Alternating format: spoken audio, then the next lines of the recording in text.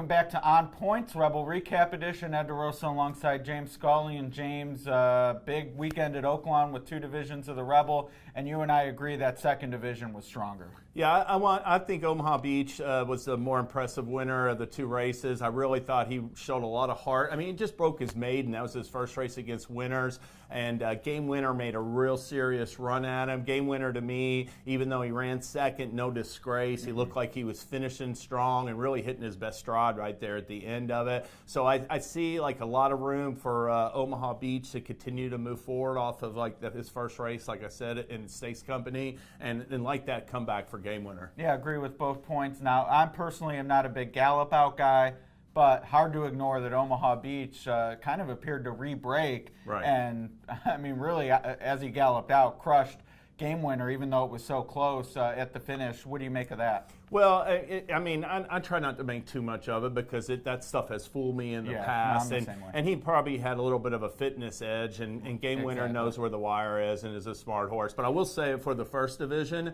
Long Range Toddy, I was impressed by that effort, impressed by how he finished up. But it was hard for me, coming off a third to Super Steed and Sueno to have much faith in his chances to beat a horse like Improbable coming into that race. And while Improbable didn't have the best of trips, he looked like he was gone, in mid-stretch and was going to win, and he came up a little short. No, I agree.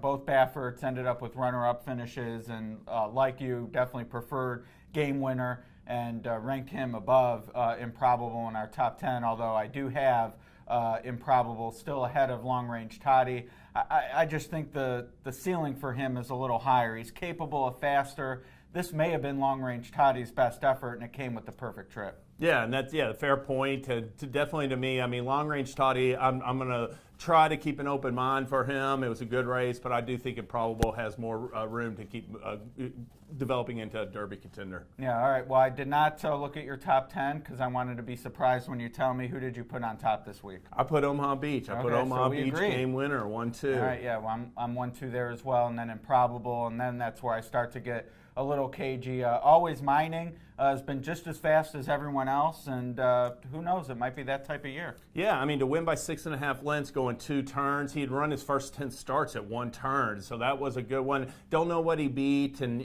sure, such like that, but very encouraging to see him handle that trip. All right, we'll see where he goes next. And then lastly, with Omaha Beach winning for Racing Hall of Fame trainer Richard Mandella, and of course Hidden Scroll, probably the favorite, even off that 4th place finish, certainly one of the favorites in the Florida Derby. A lot of chatter about very famous conditioners going for their first Derby win this year. Absolutely. It looked like it was Bob Baffert's year coming into 2019, but now it looks like we could have a pair of veteran Hall of Famers who have never been any factor whatsoever in the Derby, and Bill Mott and Richard Mandella, being a big factor this year. No, and I didn't even mention Tacitus, who's already in based on points. Hidden Scroll probably needs to... Country House, yeah. Yeah, but both of those. So Mott...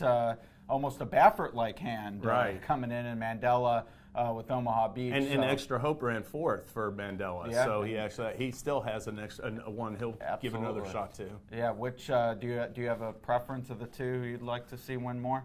I'm a little bit for Mott, because I've been on his bandwagon a little bit this spring. But either guy I just think would be great for horse racing. All-time greats, no doubt about it. All right, well, this has been On Points. Exciting weekend with the Rebel. Things are really ratcheting up. We got 100 points on the line to the winner this weekend. We'll talk about the Louisiana Derby and On Point.